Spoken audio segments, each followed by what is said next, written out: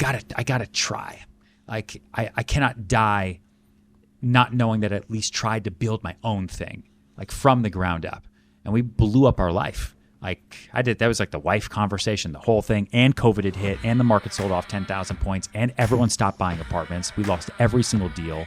We were in the middle of litigation on every single deal, everything, which is my main source of income.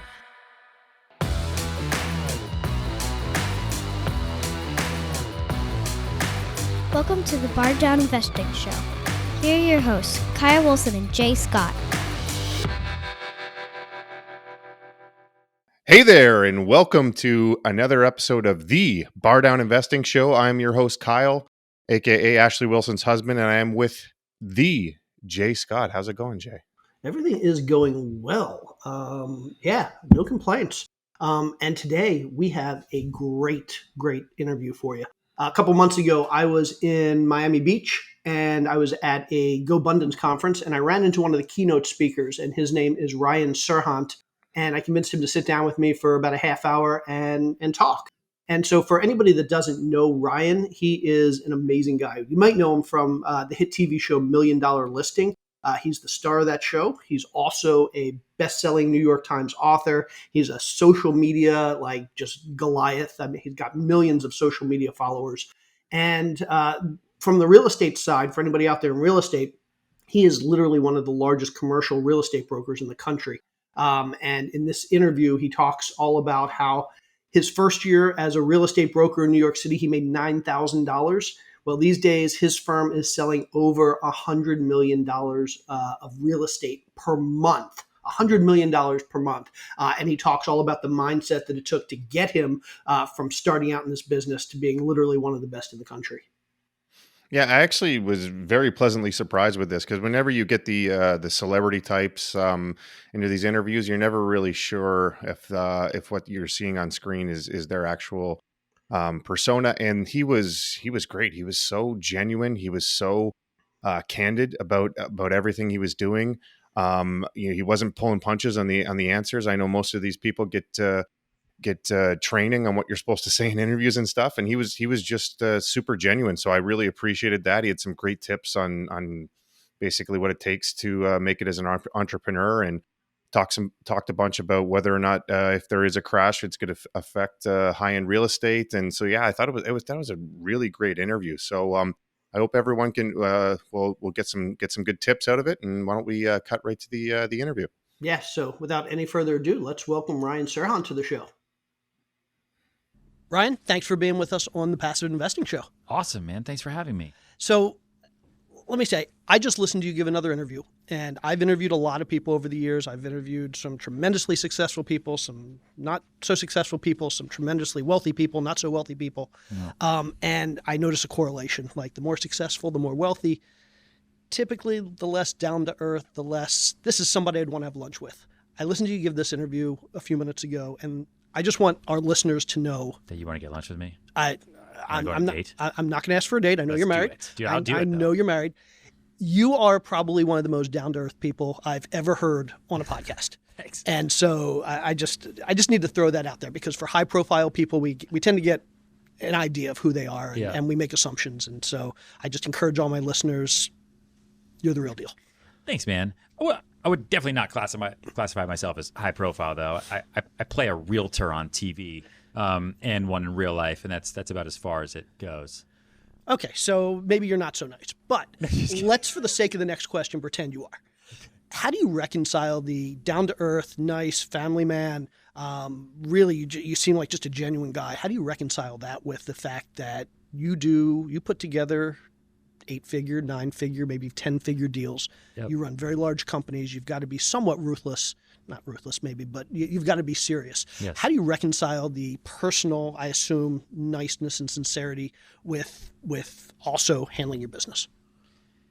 I think it's a mixture of having to be a good person at the end of the day, because that's what I'm going to be left with. If all the business goes away, the world blows up, if you're a good person, you're a bad person, and I want people around me that like me, it's probably the only way I'm going to be able to survive, right? Like zombie movie style. Yeah. And that's mixed with being the one who can outwork, outthink, outscheme, and outmaneuver everybody and be the smartest person in the room whenever the subject of money comes up. I love that. I love that. And I want to come back to that, but I want to kind of start backwards a little bit before I get there. So your first year in real estate as an agent. Yeah, it was terrible. Yeah, I heard something, $10,000 or something that you made? Yeah, it was, 9,188 to be exact. Okay. So what did you do differently in year 2 and year 3 and year 4? How did you get from that to where we are today? I stopped crying so much because my older brother told me to. I was very being an entrepreneur, which I didn't realize. When I got into real estate, I got into real estate to pay my bills. That was it. I don't want to move home. I'm in New York City. I'm now a real estate agent, I guess. I need to figure out how to pay rent. And it's really hard when you come at it from that attitude. If it's just a side thing and you're going to do it just to do it and it's just to pay bills, then of course it's not going to work out because you're waking up every day with the attitude that I'm not doing this forever. This is not going to work out. I want to do other things. So then you're not trying. You're not trying. You're not following up with people. You're not smiling. I had desperation in my pores because I was just broke and needed to pay rent, so I didn't have to leave the city. And then towards the end of that first year, there was a guy in my office whose name was Ben, and he was just crushing it.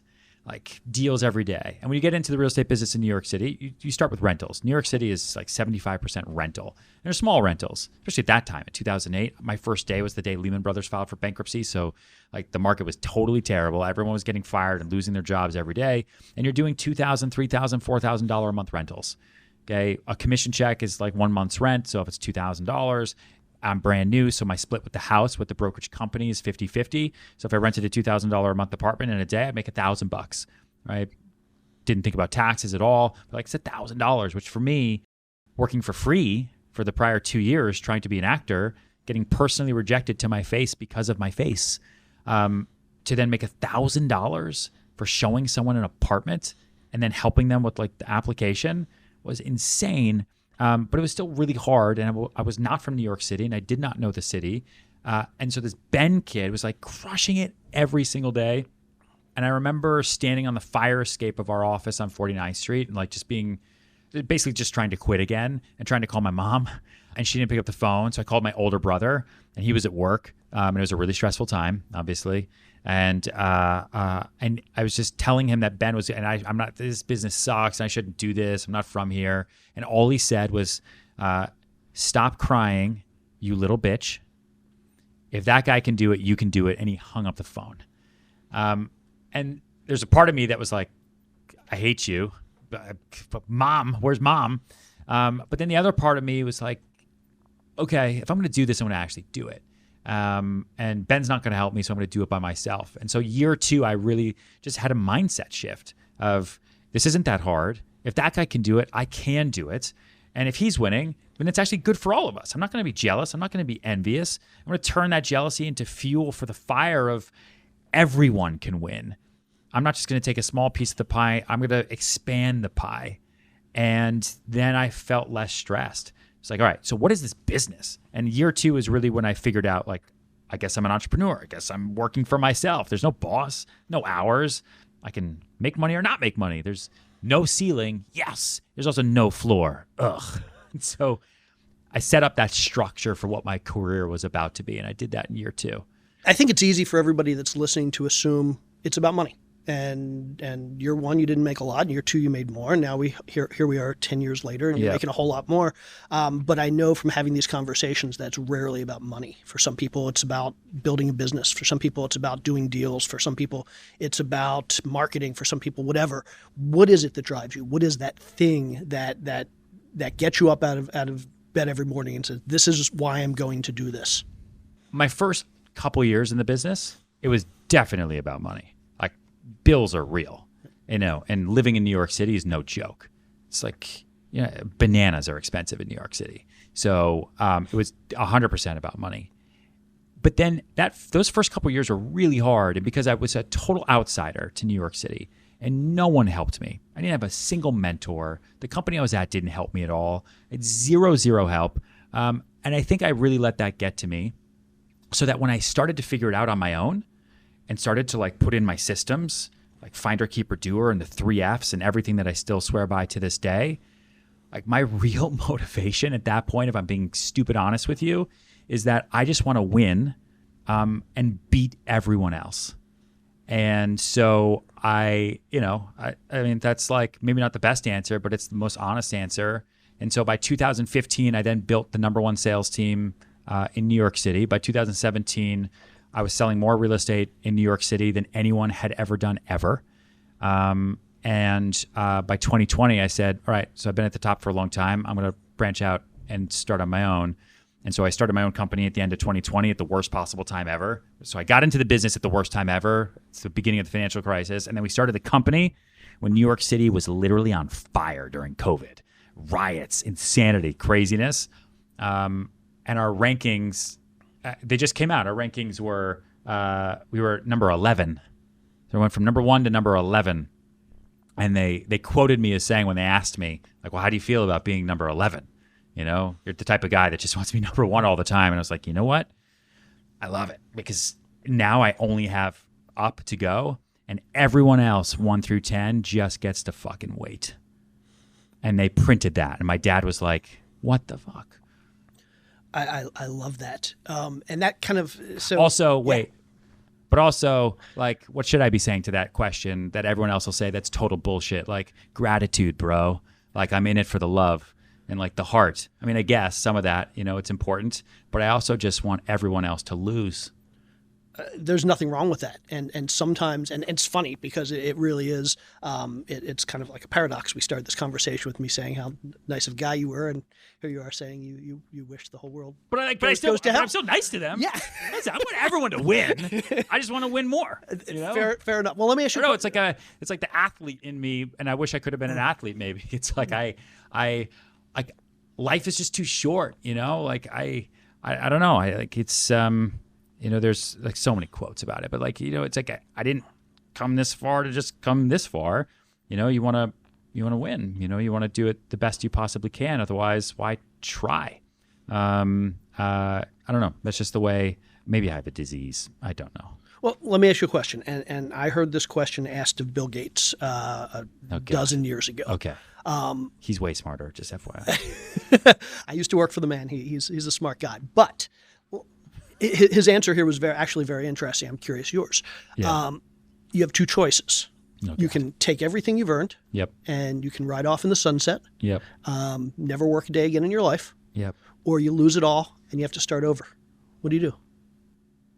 I mean, you want me to answer B. No. But like... I want you to answer truthfully. I mean... If you don't answer, I don't know what I'm going to ask next. Yeah, I don't know. To be honest, like I just did B. Like I had a really big sales team. We were 65 people. Everyone told me not to stop. Everyone told me not to start my own company. Everyone said it was stupid. Everyone's like, you have a great life, right? You do $1 billion to $2 billion sales a year. You have a TV show. You're writing book. Like why would you ever want to blow that all up? Because I couldn't take my team with me. It was a brutal process of doing it. And my option was B, like right off into the sunset, doing what I'm doing. I've got passive income from all these agents and deals and everything. It's like, but I gotta try. Like I cannot die not knowing that I at least tried to build my own thing, like from the ground up. And we blew up our life. Like that was like the wife conversation, the whole thing, and COVID had hit, and the market sold off 10,000 points, and everyone stopped buying apartments. We lost every single deal. We were in the middle of litigation on every single deal, everything, which is my main source of income. All filming stopped, everything. It was like, all right, well, if everything else is falling to shit, let me just blow up everything for real. And let me just go start my own company and see what happens. And so I've already done B. And then I would probably do it again if I had to. I heard you talk a little bit about setting goals. You're a big fan of setting goals. I assume you set your 1-year goals. Maybe you set your 3 and your 5-year goals. What's your 20-year goal? I mean, what's the end goal? Where are you the week before you turn 50 or 60 or 70? I mean, where do you see you fitting into the world in a bigger picture way? Well, first, I'm probably super awesome at being older. I think life is probably great. It better be. Otherwise, like, shame on me today. Like, all the work that I put in today is for that guy. Like, I literally have a I use that face app, to make yourself old. And I have that old Ryan in a suit next to me at all times, and that's my boss. I work for that guy because before I know it, I am going to be that guy. And I don't want his life to suck. It's easy just to roll through today and whatever, I'll get to it tomorrow. But pretty soon tomorrow shows up and you have to live with the consequences. And that sucks if you don't do it the right way. But I think, we're building a very, very, very big business. I think we're building a multi-billion-dollar real estate business. And I think when people think real estate around the world, I think they're going to think us by the time I'm one of those ages. And I think that would be great. That's what I want. And what are you going to do with that money? I don't know, buy awesome stuff. I don't know, like fill a swimming pool with it and jump into it and put it on TikTok. It's funny, stupid stuff probably. I know that's not a good answer. Hey, if it's an honest answer, I love the honest answers. It depends on how much money I have, I guess. I don't know. Probably like pay taxes. Probably like run to Florida where there are no taxes apparently, or Puerto Rico, right? But we're incredibly dude, we get back all the time. Like I distinctly remember what it felt like to be on the subway and not have money in 2008. And I'll never go back there ever again. To the subway or to not having money? Both. That situation. But I will take the subway if traffic's really brutal. But I also if I sell a home, so we're selling a piece of land 30 minutes from here in Miami for $100 million right now. That's where I just was, and that's partly why I was late and partly why I was stuck on the phone. We're not selling. It's not because of me. I mean, I tell everyone it's because of me, but it's also because of Florida, right? Same way if I sell a penthouse for $50 million in New York City, there's a big commission that's attached to that, but it's not like it's New York City let that happen. Like the United States allowed that to happen, right? Greater macro trends way above me allowed that to happen. And I'm kind of then playing with the house's money. So it's okay to also give it back to the house. So 2 nights ago, we're at City Harvest, which gives back to hungry New Yorkers who are in poverty, who don't have food, and give as much back to them as possible. Last year, we had a massive campaign for American Cancer Society to combat breast cancer, and so I give back as much as I possibly can because it's kind of not our money. It's also not that real. It's just like a shifting of money between accounts here and there, depending on what agreements we have. And I think it's important to round out the goodness in the world that way. No matter how ridiculous my answers are to you, that's the most authentic one. That's fantastic. Okay. Title of the show is The Passive Investing Show, so I have to go here. Yep. Where do you invest your money passively? So we believe really, really strongly in education. I guess I'll start there. And so who's we? The company. Okay. The company. So we have a big digital education business, and so we invest a lot into that because it's evergreen content forever that we sell to salespeople, and that makes money every single day. Also invest in real estate. And we have a rental portfolio. Those are probably the 2 biggest places that I invest for passive income. And so are you hands off on the business? Is it truly passive for you? On the edge, I mean, no, nothing's truly passive ever, or at least at my stage in my career anyway. But I have people that run everything. So they are very not passive. So I'm far more passive. But then I do what I'm told as I need to do it. Fair enough. Okay, so a lot of our listeners are real estate investors. We are here at the end of April 2022. Yep. And as anybody that's here at the end of April 2022 involved in real estate knows that things are changing a little bit. Interest rates are up. Yep. 10-year treasuries are up. Mortgage rates are up. Mm-hmm. And so that very well might impact the market. Hasn't so much yet, but very well might. It's done the opposite for now. It's done the opposite for now, exactly. And crazy the last couple of years, everything's done the opposite. I think we'll do the opposite for quite some time. So that was what I was going to ask you. So you, as somebody that's heavily, obviously involved in very high-priced real estate, what does your crystal ball tell you? I think that the housing market crashed in 2008 and did not fully recover until COVID. I think that we had bits and pieces of positive housing for those 12 years, but a healthy market has 2 types of buyers, right? because everyone can be a seller at all times. But you have two types of buyers. Those are the ones that bring the liquidity. Nothing's worth anything unless a buyer's willing to pay for it. You have a buyer who wants something, and you have a buyer who needs something. So up until 2008, you had both types. People buying, and then they would buy the one next door because I want it, and I think it's a good investment, or my mom's going to live there. Right? You had both. Lehman happens, subprime mortgage collapse, people can't get loans. People are terrified of real estate, and they have PTSD for it for really like 12 years. In my entire career up until COVID, the day I got into it, 2008, until COVID, I've done maybe one transaction that was a want transaction where someone just wanted something. I was a super rich guy, just wanted it. Everything else was a need. And it's a life change, right? I need a 3-bedroom because I had a baby. I mean, I need to buy an apartment, and I kind of want that one too. It's cool, but I need to move because I'm moving to town because of work. COVID hits, out of sight, out of mind, housing before. Now all of a sudden, my house is smaller than I want it to be. This kid won't shut up. I got to do this Zoom and all the stuff that we've talked about now for 2 years. And so the whole world at the same time, stuck in their house, not their car, not their office, not their garden, right? But in their house, says, I think I want a different house. And supply just didn't exist for that amount of immediate demand that was like a shotgun blast. And interest rates have been so low for so long. They've been low my entire career. Only until 2 weeks ago have interest rates gone higher than they were in 2007. And so you have those two types of buyers. There's nothing for them to purchase, and rising interest rates, to the government's point, are not going to slow people down. Just like in New York City, they raise closing cost taxes all the time, right? People still pay them every time. They're like, no one's going to pay. Oh, they raise the mansion tax as a percentage. You pay over $1 million. If you buy over $20 million, you pay 3.9% to the city as a luxury tax. This is big numbers. Yeah, people aren't paying that just to pay it.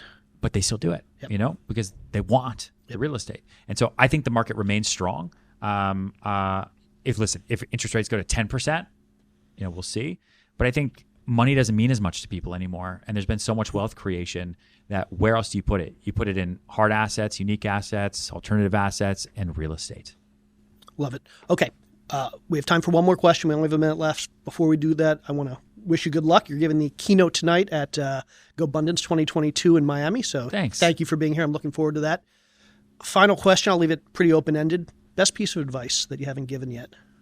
That I haven't given yet? That you haven't given yet. Give us the best piece of advice you have. I don't know. Diego, what's a good piece of advice I haven't given yet? Get TSA pre-check. Get TSA pre-check, man. That is the best. Diego missed his flight. Get TSA pre-check. Exactly. Get through those airport lines. Yeah, I don't know. I guess I would say, if you could tell the future, what would you attempt to do? And meaning that, as I try to manifest my future, I think about where the company's going to be, where my career is going to be. And so I manifest it. And so therefore it must be true, which means therefore I must be telling the future. And so as risky as it is and as insane as it is, and why would I ever do this? I guess it's going to come true. So I might as well keep doing it. And that really dictates how quickly we move. Otherwise, way too much risk. Life could be much, much simpler. But I think you have to listen to what you tell yourself that you're going to be in the future. That person, writes all the rules. That's a great piece. Ryan, thanks for being here. Thanks. Appreciate it. Of course.